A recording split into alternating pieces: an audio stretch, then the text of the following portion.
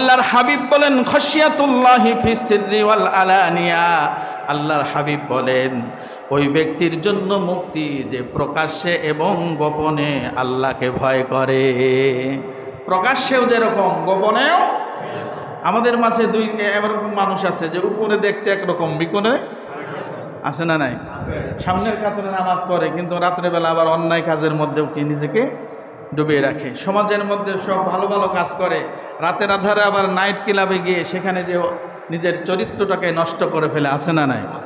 সমাজের মধ্যে দাড়ি টুপি নিয়ে চলে, আবার রাতের বেলা জেনার মতো অশ্লীল কাজে লিপ্ত হয়, আছে না নাই? আল্লাহর হাবিব বলেন ওই ব্যক্তির জন্য মুক্তি যে প্রকাশ্যে এবং গোপনে ভয় করে কাকে? মানুষের সামনে আছে চিন্তা করে মানুষ দেখবে কেমন লাগবে, কিন্তু রাতের আধারে অন্ধকারে গোপনে গিয়ে যখন গুনাহ করে তখন আর সেই মানুষের চক্ষুর আড়াল হলে তখন আর সে মনে করে না যে মানুষ না দেখলেও আল্লাহ কিন্তু। ওই ব্যক্তি উত্তম যে জনসমুদ্রে অন্যায় করে না, গোপনেও অন্যায় করে না। আপনি যত অন্ধকার আসতে যান না কেন, দেখতেছেন কে?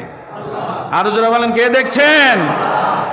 এই জন্য যে ব্যক্তি গোপনে এবং প্রকাশ্যে আল্লাহকে ভয় করবে তার জন্য মুক্তি।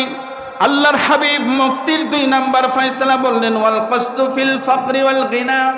আল্লাহর হাবিব বলেন মধ্যম পন্থা অবলম্বন করা। কসদু মানে মধ্যম। একজন মানুষের কাছে সম্পদ আছে অঢেল, এখন সাধারণ জীবন যাপন করতেছে।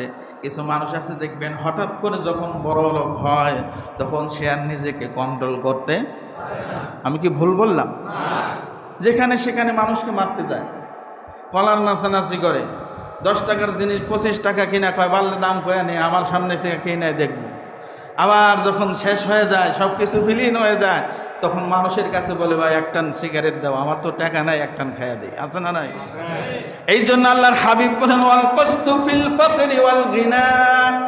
তোমার সম্পদ যখন থাকবে তখনও সাধারণ জীবন যাপন করো, আবার যখন তোমার কাছে সম্পদ থাকবে না তখনও অতি সাধারণ জীবন যাপন করো। আর মধ্যম পন্থা অবলম্বন করা, এটা হচ্ছে আমাদের নবীদের সিফত। সুবহানাল্লাহ। 2 নাম্বার মুক্তির পথ কি? মধ্যম পন্থা অবলম্বন করা। 3 নাম্বার আল্লাহর হাবিব বলেন ওয়াল আদলু ফিল গযবি ওয়ার রিজা। ওই ব্যক্তির জন্য মুক্তি যে নিজেকে কন্ট্রোল রাখতে পারে। কন্ট্রোল রাখা বুঝেন? হঠাৎ করে মিজাজ খারাপ হয়ে এমন কিছু করে, পরে আফসোস ছাড়া কিছুই। এই জন্য নিজেকে কন্ট্রোল করা, ব্রেকে রাখা। এখন আমার মেজাজ খুব চড়া, সব কিছু উল্টাপাল্টা করে ফেলবো, বিষয়টা যেন এমন না হয়। আবার এখন মন ভালো, সবার জন্য সব কিছু একদম খুলে দিলাম, এমনও যেন না হয়। কি করতে হবে? নিজেকে কন্ট্রোলে রাখতে হবে। যেখানে যতটুকু দরকার, যা করা দরকার অতটুকুই করার চেষ্টা করতে হবে, এর চাইতে বেশিও না কমও না। যতটুকু আমার আয়ত্তে আছে আমি অতটুকু ভালো কাজ মন্দ কাজ থেকে ফিরে থাকার চেষ্টা করব ইনশাআল্লাহ। আল্লাহ তাআলা আমাদেরকে আমল করার তৌফিক দান করেন।